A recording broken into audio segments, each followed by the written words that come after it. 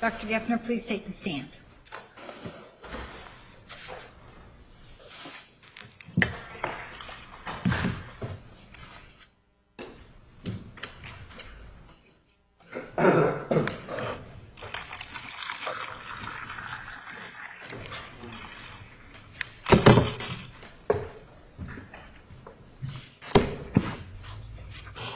Somebody else's.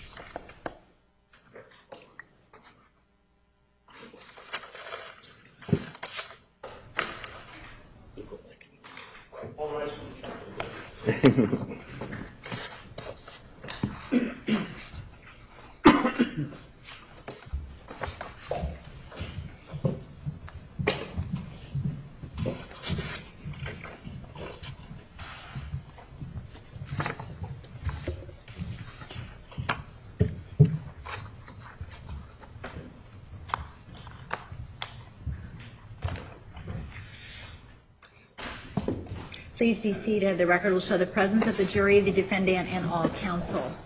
Good morning, ladies and gentlemen. Did any of you read, hear, or see anything about this case in the media? I see no hands. Did any of you speak with anyone about this case? I see no hands. Did anyone attempt to speak to any of you about this case? I see no hands. Did any of you do any research about this case? I see no hands. Dr. Geffner, you are still under oath. Do you understand? Yes. Ms. Wilmot, you may continue.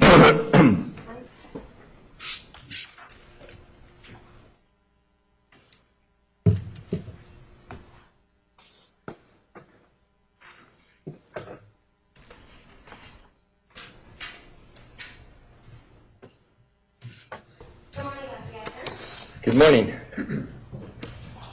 I realized that I forgot to actually ask you a few questions about some things, so I know we're going through the journals, but I wanted to stop that for a second and ask you a couple of questions about some of the issues that you've had in other cases.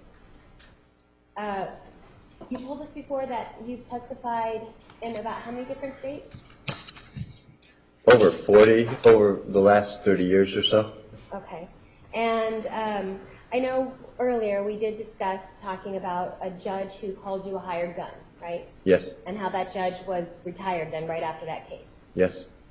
Have you learned recently that your testimony has come up in opinions, not during trial court like we're in, but after trial court when they go up on appeal, things like that? Have you learned recently that your name's come up in some of those cases?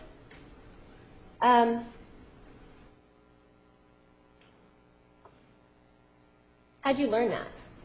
It was actually in another case about 2 years ago, and the prosecutor in that case started asking me questions about these old cases from decades ago. Some were decades ago. And so prior to that, were you aware of these cases at all? Well, I was aware of the case when at the time because I testified, but I don't see anything that happens after I'm done or after the case ends. I don't know about appeals. Again, I'm not an attorney. I don't get that information. And I had no idea the cases were appealed or anything. And then they were, excuse me, lost my voice today. Need some water up there? I actually okay with the water. Be better with my throat. And he was asking me questions about these cases. I actually remembered the names of two of them. The other one I didn't recall at all because it turned out it was like, I think it was like 1988 or 1990 or somewhere in there, and about what appellate courts had said. And so I literally had no idea. Okay, and since that time, have you looked those cases up to see what it is that they were trying to talk to you about?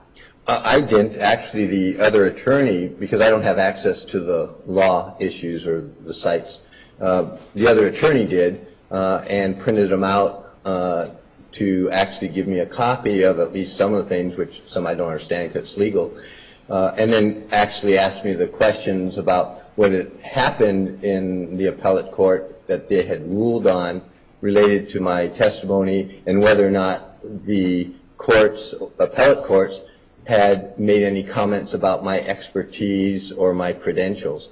And in any of these appellate cases, did the court say anything negative about your expertise? No, they did not. And did the court say anything negative about your credentials? No, they did not. I want to talk to you about one of the cases. The name of the case was Clark. Do you know what I'm talking about? Yes. Okay. And in that case, do you know approximately when you testified? I believe it was in the early 90s, somewhere in that area. Okay. It was in Texas. All right. And was that a capital case? Yes. Meaning, is that a death penalty case? Yes. And in that particular case, when your name comes up in this appellate opinion, did the court at all criticize you for your credentials or expertise? No. In fact, I'm trying to remember now because I mixed them up. Beyond the scope of the question. Sustained. What are you trying to remember now? I was trying to remember if that was actually an appellate case to begin with, as opposed to me testifying in the trial part. Okay. There's two cases way back, and one I wasn't involved in the case itself. Beyond the scope. I asked what he was trying to remember. Overruled. And so I just filed an affidavit. In the other case, I believe I testified. Okay. And in this particular case in Clark, just briefly, were you asked to write an affidavit by the parties? Well, by the defense counsel. Okay. And did they give you very much time to do it? No, it was, I believe, a week maximum, something like that. It was a very short time. Okay. And in that affidavit that you were writing that is related to that case, did you note in your affidavit that you weren't able to do certain things because you didn't have very much time? Yes. And ultimately, in that decision, did the court say that they weren't going to use your affidavit? Yes. And that's because you were basically honest about the fact that Objection, leading, vouching. Sustained. Why is it that they couldn't use your affidavit based on what the court's saying? I indicated in the affidavit what records I had reviewed and the limitations that I was only reviewing these particular records, and so my opinion was only based on those records. And I did not indicate I did not review the other records, and the appellate court came back and said, yes, you did not, and because you did not, we can't use that affidavit. The affidavit isn't credible because there's lots of other records, and the defense counsel is the one who gave you these. And so that was the end of that, as far as I know. Okay. Another case, the Neno case, which, did that come a little bit later? Yes, it was also in the 1990s, to my knowledge. Okay. And in that situation, was a prosecutor trying to ask you questions? And actually, in that situation, the defense counsel was objecting to what the prosecutor wanted you to talk about. Yes. Leading. Overruled. And ultimately, the opinion later on, when your name comes up in this opinion, did it have anything to do with your credibility? No. Anything to do with your expertise? No. Another case that we didn't talk about before is the French case. And is that a little bit later then? In Yes. the 2000s? Yes, I believe there were actually two cases there. That was in Hawaii, and one I think was around 2000, 2001, two, somewhere in there. There's a criminal and a civil case. Okay. And in that particular case, was your testimony limited? Or in other words, were you not allowed to testify about certain things? Yes. In a real basic sense.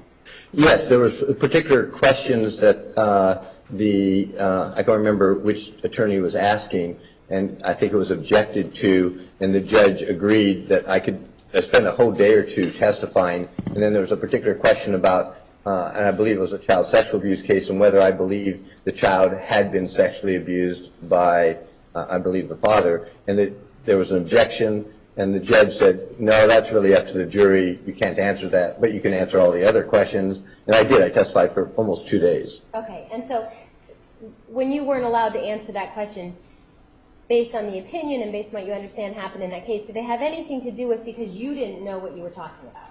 No, not at all. Okay. Was it, as far as you know, was it based on a legal reason that you weren't allowed to answer that question? Objection leading. Overruled. According to the appellate court, it was a legal ruling on that particular thing. They said the judge was correct that what shouldn't have been allowed to answer that was up to the jury, but they actually made some other comments as well, the appellate court. And did they make positive comments about your credibility? Yes, they actually stated in their opinion that I had excellent, and I don't remember the exact words, but that my expertise and experience was either excellent or impressive or something. I don't remember the exact words. And so that wasn't the issue at all. It was that. And these are, as I said, these are appellate cases that I never saw until 2 years ago. Okay. And I want to talk to you about when we talked on the first day about when you used to live in Texas and you started these different clinics and those types of things.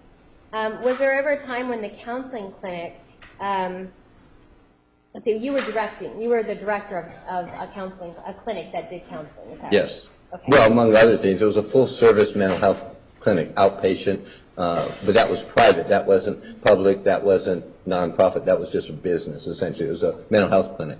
Okay. And are you aware of whether or not there was ever a lawsuit filed against that clinic? Yes. And was that a lawsuit for malpractice? Yes. And tell us, how long ago was this? It was 20 years ago. Okay.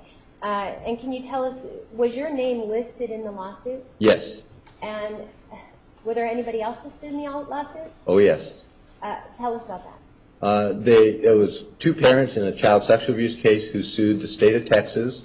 They sued the Department of, I think it was called Protective and Regulatory Services, or Family Services, which is Child Protective Services. They sued maybe 2 or 3 or 4 social workers for them. They sued the school district. They sued the school. They sued the special education teacher. They sued the diagnostician from the school. They sued my clinic, the licensed counselor who worked on this case in my clinic, and they sued me as the director of the clinic. And did you actually have to do anything with this particular case of child abuse? I oversaw the case. I didn't actually work with the girl, but I was the director of the clinic, so I was the person in charge, essentially, of the clinic and therefore of the case. Okay, so basically, because you're the director of the clinic, does your name get placed on the lawsuit? Yes. And just briefly, why were they suing? The first situation was the teacher reported to Child Protective Services that she suspected this little girl had been sexually abused by her parents. The girl had some significant disabilities, pretty profound ones, and they were using different devices and said that in the device that the girl had accused her parents. It got reported to Child Protective Services, who investigated supposedly and found that and removed the child from the parents' home. And then the child was sent to us for evaluation to determine if their finding was correct. And so our job was to evaluate and determine whether we also agreed that the child was sexually abused by her parents. Okay, and did the professional in your clinic evaluate the child? Yes, I'm sorry. Ultimately, what was your clinic's opinion? After about 4 months of working with this child using various devices, we actually determined that it did not appear that the child was sexually abused by her parents, or at least could not be determined, could not be substantiated, that what had been accused we could not validate. That didn't mean she necessarily was or wasn't, but there was no substantiation that we could find, and that the techniques that were used by the school district to actually evaluate this child were done in an inappropriate and flawed manner. So our report indicated that we could find no evidence that the child was actually sexually abused by her parents. And so the parents, did they launch this lawsuit because they were upset about being accused of all these things? That, and I believe, because that was we ended the case when we wrote our report, but it appeared that Child Protective Services did not return the child to her parents. We weren't involved anymore.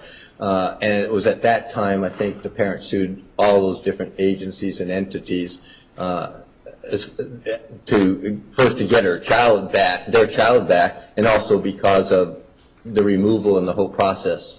So do you have an understanding as to why your clinic would have been sued for malpractice if you found that the child was likely not abused, which is what the parents were upset about? Section like a foundation, how? Sustained. Were you involved in this lawsuit with lawyers? It was Malpractice? Yes, as soon as we were sued, it gets turned over to the malpractice attorneys. Okay. Yes. So based on that, do you have an understanding of why it is that your clinic was named in the lawsuit? Well, named because basically they named everybody who had any involvement in the case, not based on the outcome.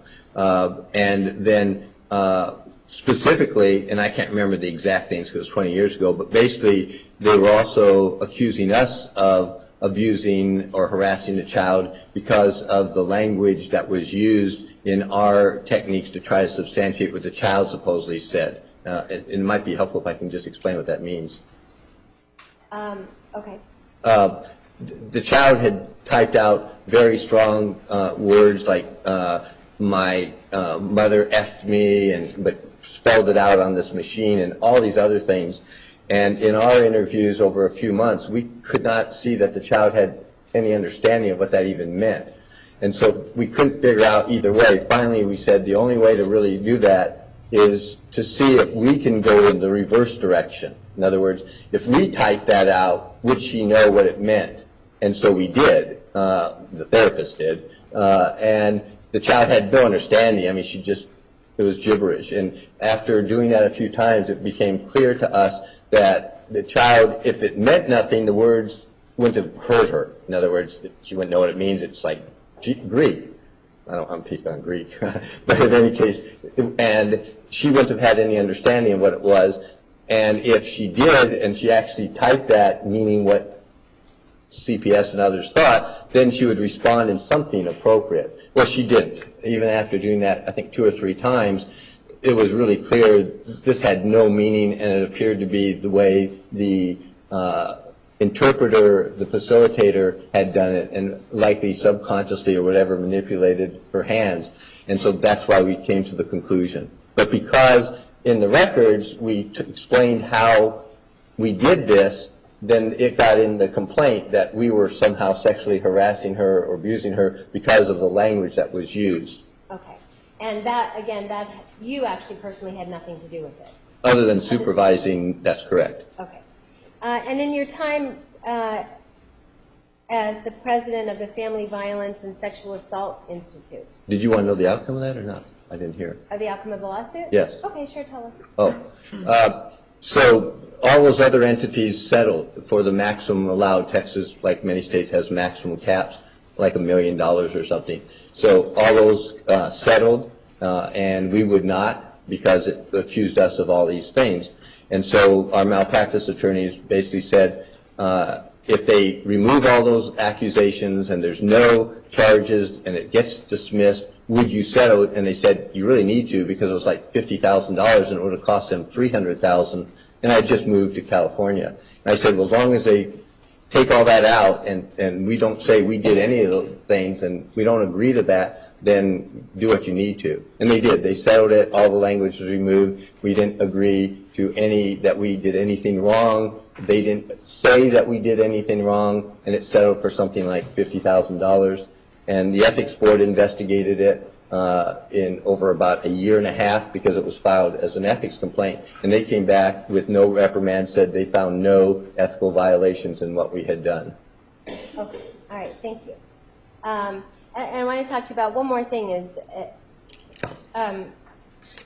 you've been or you are the president of Family Violence Sexual Assault Institute. You are. Yes, I founded that with family members 30 years ago. That was the community-based nonprofit I told you at the beginning, which seems like a long time ago, that we have two nonprofits, one university-based, one community-based. Okay. Was there ever a claim made by an employee of this, by an employee of this institute? Yes. And about how long ago was this? I think it was about 12, 13 years ago. Okay. And what kind of claim was it? It was a labor dispute. We had staff. I was present. I'm not a staff member. It's president of the board. So a employee was suspended by the executive director and then without pay because there were different allegations about this employee. The employee, I think, filed a complaint with Department of Labor. I don't remember the bureau that deals with work-related complaints, and claimed that the executive director had sexually harassed her and said that me, as president of the institute, and them, essentially it was like a hostile work environment because of the harassment. And so... Just to be clear, the claim that this employee is making for sexual harassment, did that have anything to do with you personally? No. Okay. No, I wasn't a staff member. I wasn't her supervisor. Okay. And so what ultimately happened? They spent, I think, about 4 or 5 months investigating attorneys, et cetera. I mean, as soon as you get somebody files a complaint, liability attorneys come in. So our attorneys did that. They hired investigators. They investigated for about 4 or 5 months, and they determined that she had not been sexually harassed, but she had indeed sexually harassed a junior employee that reported to her. She was leaving nude pictures of herself in his desk that we had no idea about, and doing other things, posting things on his bulletin board. And so they agreed she should be terminated, but they said during the investigation you need to pay her wages. So she was paid, I think, the 3 or 4 months back wages that during this investigation. I think it was like $7,000, $8,000, $9,000, and then she was terminated immediately, and that was it. All right. Let's turn back to where we were yesterday with the journal, okay? Yes.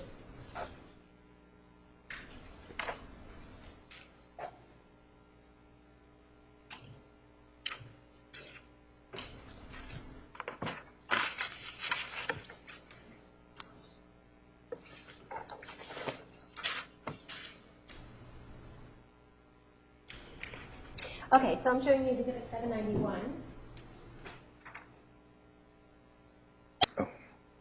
And we were just talking about what happened near the end of October where, in your terms, there's a second physical abuse incident. You see what? Yes. Okay. And we, just to clarify, we said this was actually out of order. This actually occurred right before that on the same day, and then so there was the argument and this incident, and then the sex after that. Okay.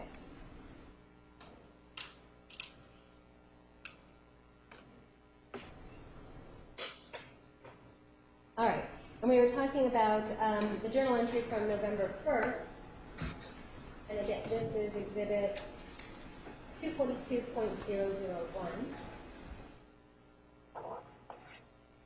And towards the bottom, Ms. Arias is actually talking about, she starts to say that this is a boring journal entry, and she goes into, Travis came over for the last 2 nights. It was brief, but we both enjoyed ourselves. He came late after my roommates were asleep. He brought me a treat. I gave him a treat. It was a fair trade. Yes. In your review of the record and interviews, is that, what is she talking about? This is after the argument, and if you notice, as we showed the journals yesterday, she doesn't go into detail about the sexual relationship or most of the negative things, which we questioned her about, and she told us and others why, but we can get to that later if you want. But so this is referring, I'm sorry. No, go ahead. This is referring to the sexual interaction that we found that she reported. so that they then had what she considered a mutually beneficial sexual interaction, which is what ended the argument, which was somewhat the pattern that had gone on. Okay. We look at November 3rd, and just so we're clear, just in the very beginning, it talks about last night, Travis and I drove to Phoenix for First Friday Art Walk. So based on this journal article, she's talking about how they hung out. It would have been on November 2nd. Yes.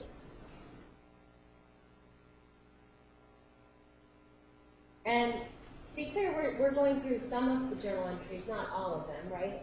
Oh, well, that's correct. You can see there, just in those dates, there are, I think, 4 journals and virtually completely filled, just like this, page after page that we ended up reviewing it. I actually don't think I counted, but it's a whole, well, I guess I can figure it out because there's a whole binder we have just of the journal, and that would be double-sided for us, so that's probably near 1,000 pages.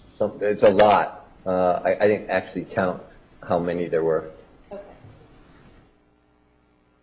And throughout your review of these journal entries, do you see that there is contact going on, whether it's by phone or by text message or by email, or personal contact where they're hanging out together? Yes, that whole time period. Of 2007 into 2008? Yes, starting, as we showed yesterday, I mean, back to February of 2007, so you've got almost a year and a half. Okay. And we know that they broke up on June 29th of 2007? Well, theoretically, they broke up. She said that, and that was noted as a particular date that they, quote, broke up, June 29th, but you can see we're 3 months afterwards, and they're having sex, they're arguing, constant contact. This goes on the whole time. Okay. So she goes on November 3rd to talk a little bit more about her feelings about Travis. She says, I guess the reason I fell so in love with Travis because he has so much potential. I fell in love with the wonderful person he is and is becoming in his process. But you place a person on too high a pedestal, and the greater will be their fall when they eventually let you down. I shouldn't talk about letting down, as I've been guilty of that myself in ways beyond number, of which I am thoroughly disgusted with myself. But I cannot change the past. I can create the future. However, when I remember my power, it motivates me and inspires me. And stirs up feelings of excitement. This universe is big enough and abundant enough for every one of us to have all that we're ever wanted. Yes. Okay. What do you make from this journal? Well, that's actually, and we keep seeing this pattern of positive statements coming out of her brain, essentially, that are where you want to go. You know, hey, this is not going anywhere. I know he has potential. I want to get there. I want us to get there, but it's not working. So you see this constant up and down going on. That was a positive comment from the standpoint of nothing particularly was happening at that moment, but she saw where, in her view, it could end up. But that, and some of the self-blame again. You know, I've made lots of mistakes as well. Okay. And now we've talked about that. At the end of October, they have this second physical abuse incident where he pushes her down and then berates her and says all these horrible things to her. We see in her journal entry where she notes that they then had some kind of sexual interaction. Now we're looking at November 5th. So November 5th is up here. We look at November 5th, and we say 2 nights ago, which would be about November 3rd. Right. And she says, 2 nights ago, I called Travis to say goodnight, and right on the outset of the conversation, he made a point in making it clear to me that he didn't mean all of those harsh words he said the other day, and that he felt really bad. He asked that I forget that he ever said any of those. Part of forgiving, in my opinion, is to forget, to let go. It reminds me of the lesson in RS 2 Sundays ago. She goes on to talk about some religious things. She says, I find it interesting and tragic and at the same time that once words are spoken, they cannot be unspoken. Even now, even still, I'm haunted by those words. as another statement just popped into my mind. I won't write it down, however, as I promised to Travis that I wouldn't do so, as part of forgetting it. I guess writing things down sometimes helps me process complicated, emotionally wrenching situations. But I totally jive with Esther Hicks when she said, don't talk about it, don't write about it. I love the gospel. Love it. During this time,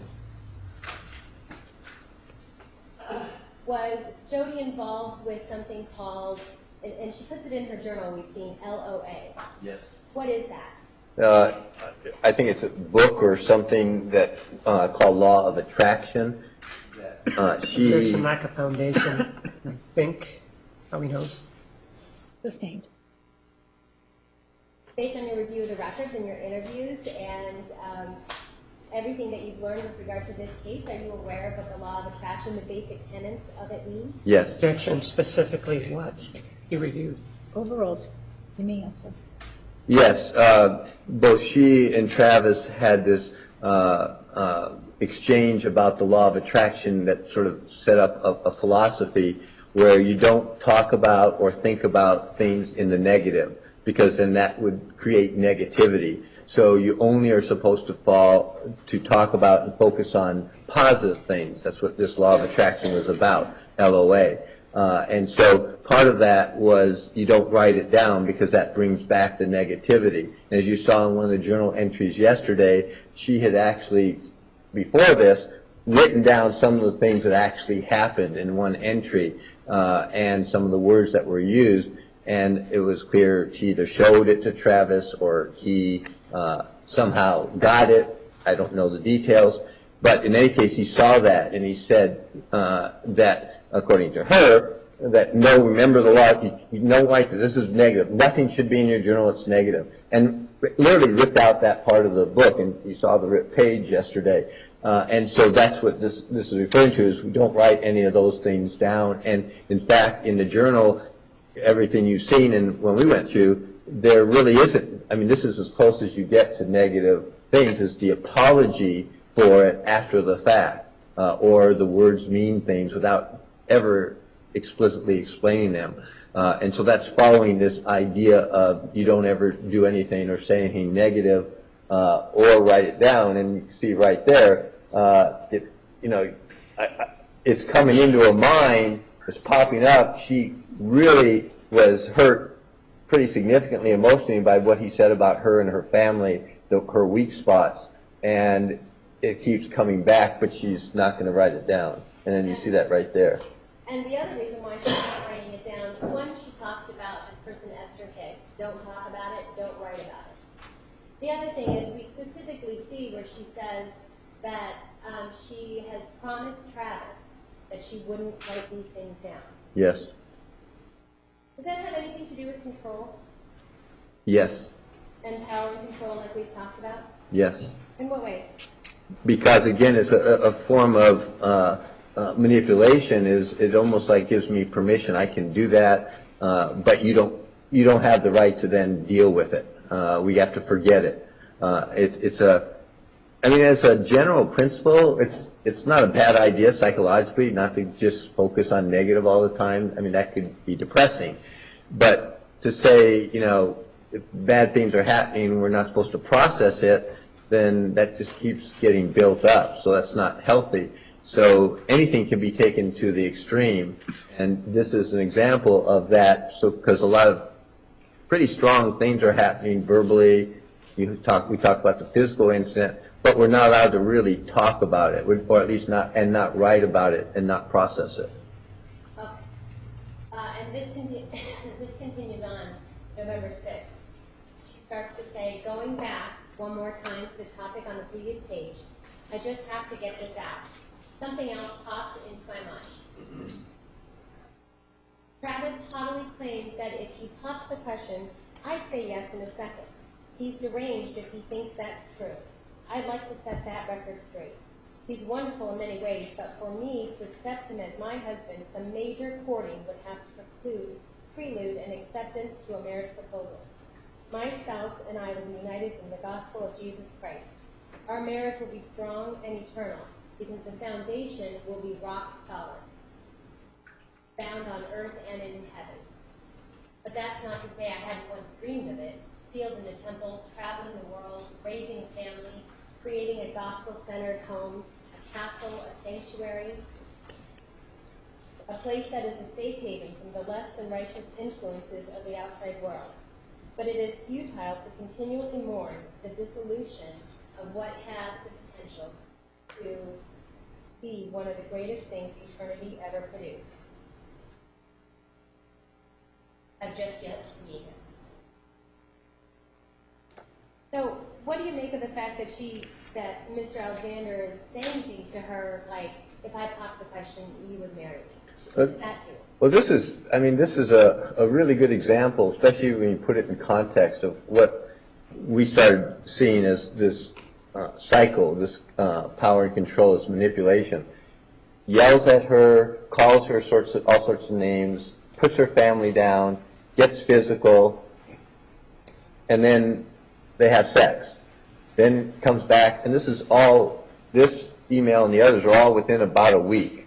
So it's not like this is spread out over months. So then apologizes, and all of a sudden that hope that I keep talking about comes back in, and then but she's not completely there.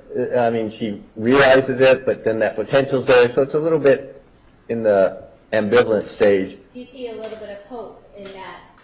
Well, now all of a sudden we've gone to all the way over here, what she had hoped all along where they were going to get married. Now she realizes that's not going to happen. He's not the right one. We got all this up and down going on.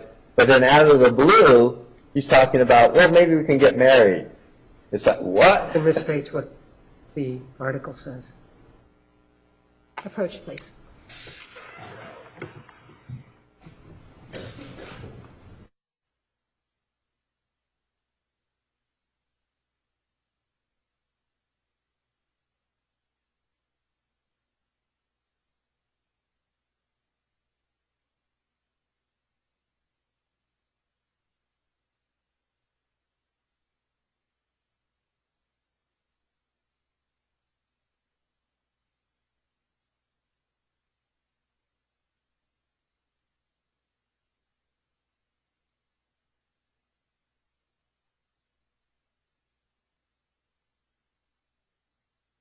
And so Dr. Geffner, after they... And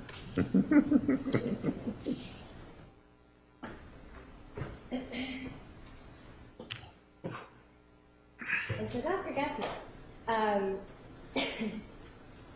during this, we know that they've had this fight based on the journal entries and based on your interviews and all the rest of the record. They have this awful fight. Mr. Alexander apologizes for it later. And then when he's apologizing, he gets into the conversation about marriage. Yes. Saying that she would marry him in a second. Right. So is that what you were saying, does that send a mixed message about things? Oh, definitely. I mean, all of a sudden, and I may have been a little loose in what I said, but it's the idea of even marriage hasn't been there for a long time in the emails or texts or the journals that I had seen. And so the topic wasn't there. And all of a sudden the topic is there, well, you would marry me, which has the impression of that's a potential thing. Otherwise, I don't think you would even say it like that. Which is now pretty strong control issues because it's clear from their original relationship that's what she wanted. Thought we were getting to that point of, we're serious, we're monogamous, we're going to get married, he's the perfect man for me, etc. And then that's out of the picture, and then all of a sudden it's thrown back in. I guess in my language, it's not mentioned here, it's almost like a teasing, and that's the control, that's how manipulation occurs in an abusive thing. It's not that he said, will you marry me? It's like the topic is thrown out, but it's thrown out there in a way that's not with respect to what had happened over the last week. And that's a pretty strong issue. going to turn the page on the timeline. So we talked about how he apologized to her, and then as part of the same day, on November 6th, she later on says, "I just don't see how I let this affect me so greatly. The world is so huge and so marvelous. Why do I waste so much of my life submerged in negativity? I've got to get out of it. I've got to escape." Is she blaming herself here? Yes, and it's back to that is what would have been helpful psychologically, is to just cut it off, as she's done or tried to do or thought about doing several times but can't quite do it. And so that's a good statement, good meaning psychologically healthy, is I need to get out of this. I need to turn my life around. I need to get back to myself. And is it as easy as that for people who are in this type of depressed state? And is it as easy as that as saying, I don't know why I'm so sad. I'm just not going to be sad anymore. No, in fact, in some respects, this is indicating more insight than many people in that situation have, I should say, in that there's a part of her that does recognize that this is not helpful, not healthy, but can't pull herself away. In many situations we deal with, it takes a while to even get them to that part. And then at that part, you can help them continue. If there was a therapist or somebody involved, that would be a good starting point, is to keep focusing on that, where you could end up, get back to your empowerment, get back to the way you used to be. And you see her saying that, this is not the way I was. This is not the way I want to be. But it doesn't stay. I mean, it's like, again, what I said yesterday is probably the best way I can describe it. It's like her, and this is metaphorical. It's like her heart is arguing with her brain. The brain knows what's going on, but her emotional side is just really not in tune. And so you see this, it's almost like they're arguing with herself back and forth. And you mentioned something about unable to get out of it without help. Mm-hmm. So without someone to talk to, a therapist, or even anyone to talk to. We're looking at November 9th. We're looking at the journal entry from November 19th of 2007. And she says, "I've tried all day.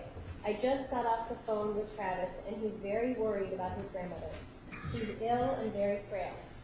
I feel overwhelmingly sad about the situation, but I don't feel like I can express that to Travis. What right have I to be sadder than he is over his own grandmother? I can't say that I'm sadder because he expresses things differently, but I just can't explain the empty despair that I'm feeling right now. Maybe it's Angela. Is Angela her sister, brother? Yes. And maybe it's Travis. Maybe it's my grandmother. Maybe it's Travis's grandmother. But something is definitely off today. I hope it passes quickly because I hate this state of being. I want to escape it so badly. There is nobody I can talk to. Nobody. I would only bring them down anyway. I can't talk to my sister Julie because we're not that close emotionally, and she tells everyone my business. I can't talk to Angela because she's not around. She ran away. I can't talk to my mom because my sadness just makes her sad. I can't talk to my bishop, although the door is always open. I can't talk to Travis because he's already heavily burdened with his own share of emotional stress and worry. And even if he wasn't, he's tired of being a shoulder to cry on for me. Although in the past he's been an awesome source of love and support when I needed it. And I can't talk to Zaina. She doesn't understand. I can't talk to Matt for a variety of reasons. And I can't talk to Rachel because I've already been enough of an emotional sap or drain, whatever.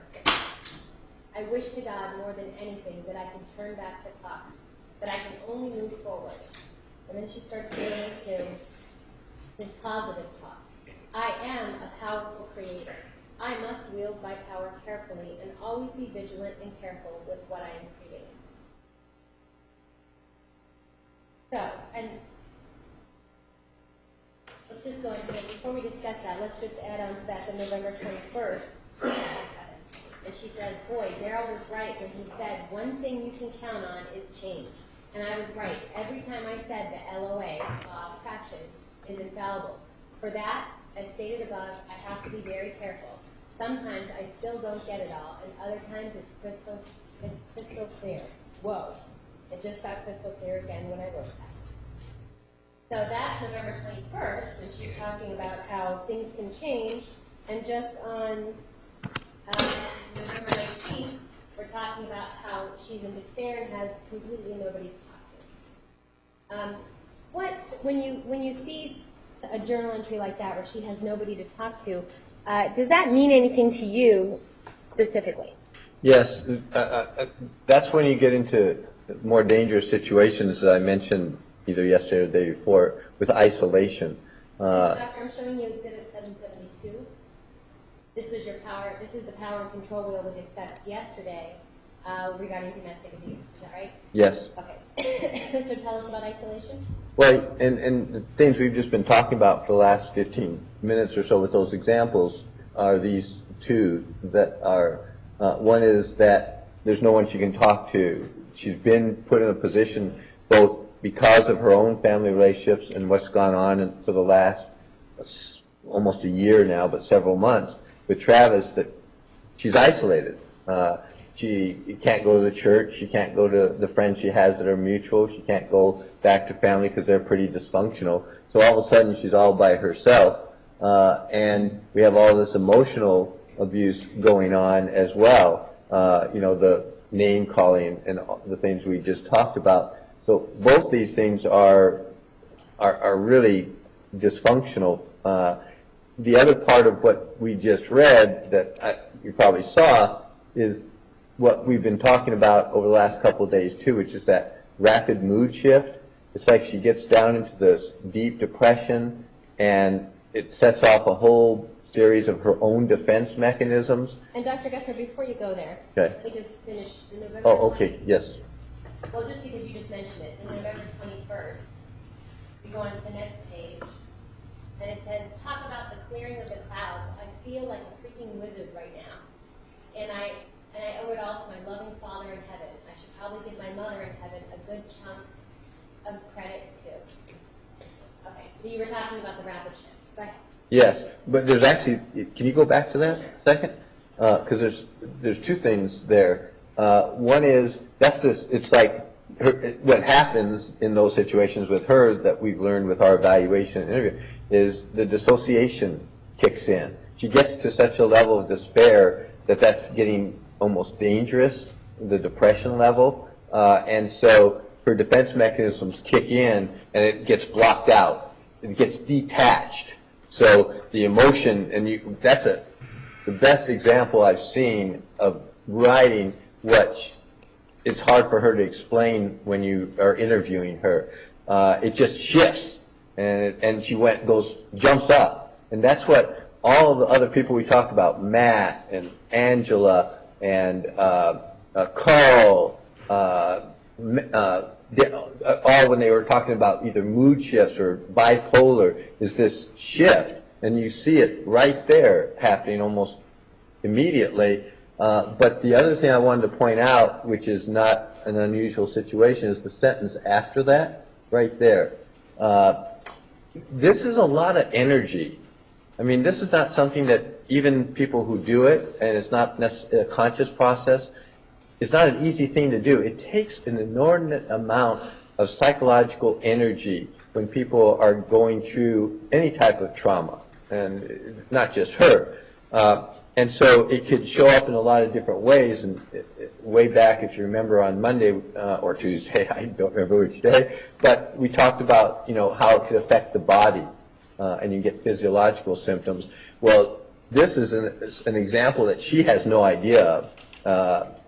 But this massive headache is her body reacting to this shift in a different way. The energy it took her body to do this, her brain, it comes out. And we see that often in people who have been traumatized and who are either blocking it out or trying to deal with the trauma. If you don't process it appropriately in therapy or whatever, it goes somewhere. And for people who internalize, it goes inside. And so we see headaches, we see gastrointestinal problems, we see all sorts of other things. And in our interviews, this is consistent with things that we're starting to increase, even over in jail, the headaches coming.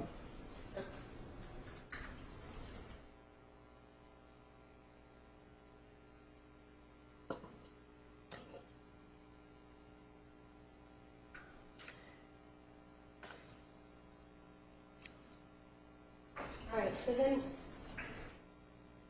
we're into November 28th, 2007. And just a brief entry, but she's talking about, or I briefly want to talk about it. She's talking about making a Christmas present for Travis. And she's saying, I'm not happy with how Travis's Christmas gift is developing. I need to make some adjustments so the project has grinded to a halt until I can come up with the best way to proceed. So does this tell us and like I said, this was November 28th, does this tell us that they're obviously having contact? And more than contact if she's making a present for him? Yes, I mean, it's ongoing. And they're already planning. So this is a month, more or less, before Christmas. But in her mindset, at least, because of their communications, somehow they're going to have contact over the holidays. Okay, and despite the physical abuse that's occurred so far, the emotional abuse or the fighting words that he has said, there then is this hope here, and she's talking about, I'm excited to see what he got me. He's been talking it up quite a bit, and as a result has built up some considerable excitement and anticipation. Yes. And so what does that do when we've got, on one hand, we've got these awful things that he acknowledges because he apologizes for it later, and then you've got this, hey, I got you a really nice present, or whatever it is that he says to cause considerable excitement and anticipation for her to receive a Christmas present. Well, the relationship is just going up and down.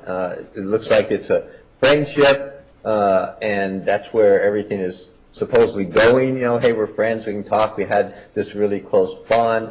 But every now and then something creeps in that looks like it takes it to a different level, and then it backs off. And sadly, that's what we mean by a cycle of abuse. I mean, right now, we're not seeing any real abuse going on. We're just seeing that the relationship is back on, and at least in some respect, and at least from that, they're both looking forward to the holidays and whatever Speculation. interact. Mr. Alexander's looking Sustained. forward.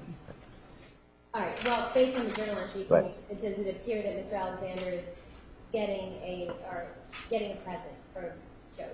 Yes, it appears from at least her perception, they're both looking forward to this, and it's a mutual Objection, interaction. speculation as to what the journal says. Oh, All right, and then we're into December. We're looking at December 4th of 2007. It appears they're still hanging out, so besides just having communication by phone, it appears they're still hanging out. On December 4th, she says, I picked up Travis, who flew into Ontario from Salt Lake. We hung out for a while at the mall, got some food, strolled around. On the way back to his grandma's house, we had to pull off of the freeway. And just so we're clear, Ontario, this is California, right? Yes, that's near Los Angeles. Okay. And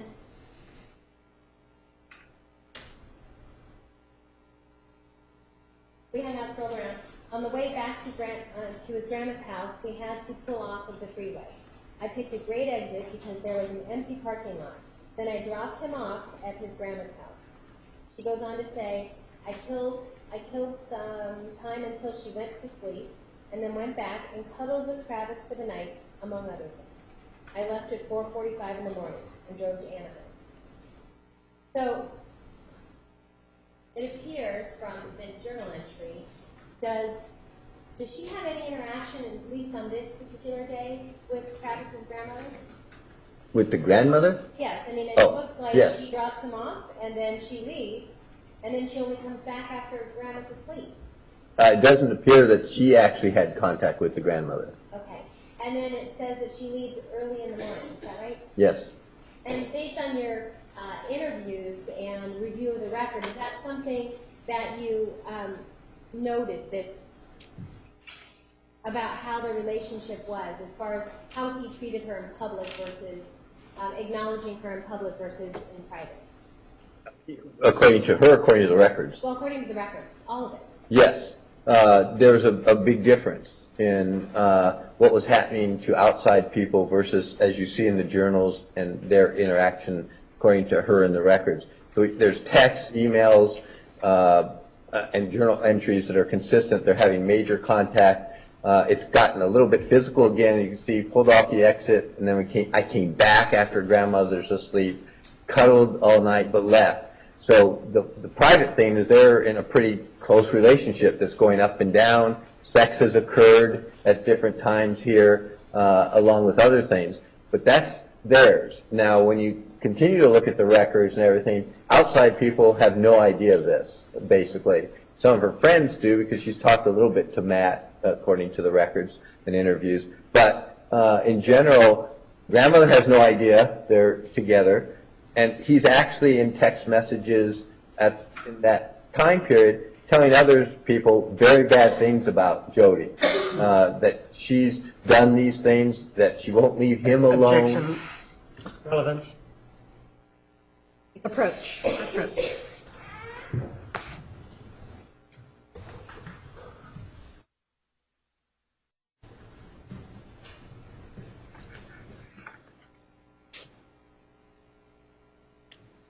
Dr. Geffner, at this time in December of 2007, is it your understanding that Mr. Alexander was openly dating a woman named Lisa Andrews? Yes. And at the same time, he was having this type of a sexual relationship with Jodi? Yes. Is it your understanding that Jodi didn't know, in the beginning, Jodi didn't know about Lisa Andrews? Correct.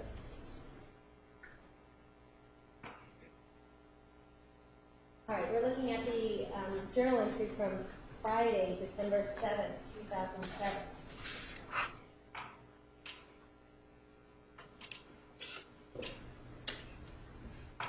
Oh, whoops, I'm sorry, I skipped ahead. Okay, December 4th of 2007, on Wednesday, she says, I don't know, and this December 4th, must be just later on in the day. She writes it after this encounter with Travis cuddling with him at his grandmother's house and leaving at 4:45 in the morning. Later on in her journal, then she makes another entry for December 4th and says, I don't know where it comes from. I must be sick. I just want to die. I'm so overwhelmed with depression right now. Things seem so hopeless at times. Right now is one of those times. How easily I'm swayed to darkness. My light flickers far more than it used to. Perhaps because I'm challenged much. More than I used to be. Challenged because I'm striving for bigger and greater things, bigger than I ever have before. I've got to fix my thinking and fix my handwriting. Above all, I need to be more grateful. So you see here, she pops back right into this downward state again. And very quick. I mean, and that's her internal cycle. We just saw like hours before this that was a positive experience, the cuddling. And in fact, there's other emails and journal entries that you haven't seen, but we read, where she talks frequently about the positive part of cuddling in general, but especially with Travis. In fact, there's a statement that she makes about cuddling is more what I want, sex is more what he wants. So this is a very positive thing that happened, and at the same time as it's so positive, it's a realization that that's not real. It's not going to continue, and that sets her right back within, that same day into that depression, because that's not the way it's going to end up from the standpoint of we don't really have a relationship. And so that's the up and down that internally is going on with her consistently throughout this whole time period. And then we're just a couple of days into Friday, December 7th. And interestingly, on December 4th, we see that she is pretty much snuck into his grandmother's home and leaves before early in the morning. Then we see that on December 7th, she woke up, called Travis about art supplies for a painting I'm going to make for his grandmother for Christmas. And so he takes her to Michael's, where we bought supplies. Then we went to PetSmart. Later that afternoon, he dropped me off. So she's making a present for the grandmother, but yet he's not having her spend any open time with his grandmother when he's there. Yes. Objection leading. Is there Overruled. is there a difference, or is there meaning there for you? Well, both. I mean, it's like it's not allowed to have an open relationship with him, and so that's the mixed message. Is, you know, we're together, we're cuddling, but we can't tell her about this. She can't know. But I'm going to make her a present, and doing all that sets off that depression again, because the part of her that's intellectual is obviously realizing that I can't actually talk to her, I can't interact with her, and so you see right there, which is what we actually mentioned, I believe, yesterday when we looked at the interview with Matt, because she has maintained a contact with him. So calls him, and you saw in his interview where he said the same thing. He says, you know, he's trying to tell her and warn her, this is not healthy, you're not doing well, you really need help. You know, you need medication, you need something. And he tells that, you know, in the interview to us, and right there she's acknowledging that he's told her that too. And she's saying that I feel really low again. I called Matt this time, and again he thinks I should be medicated. I'm sure that would provide temporary relief, but I want to find a more natural solution through more spiritual means. I'm also a bit stubborn, I guess, holding on to the belief system that engineered drugs are no bueno, and that I'm strong enough to overcome anything without their aid. But yesterday felt so lonely and dark. I was in agony. I cried to Matt, expressing all of this. He lended me his typical response. I know, saying it as sweetly and soothingly as he could, but it doesn't help. I feel pretty good today. My faith is strong today. I had a really good heart-to-heart with Heavenly Father. So, are we seeing more of this happen? Yes, and there's another thing there when she's talking about the medication and drugs, and then that didn't have a lot of meaning until looked at the history. And you might remember we talked about her history in childhood, and when the abuse was going on, she started growing and getting involved in marijuana as a teenager, and that went on for a while. Again, that masked the pain, but it didn't go away, and so she stopped and got all the... You mean that the pain didn't go away? Correct, I'm sorry. Not the drugs. The drugs didn't Right. go away?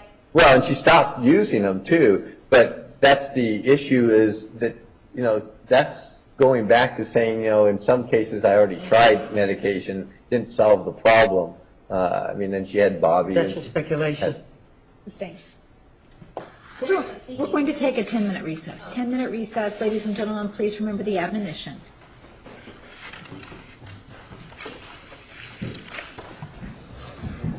All rise.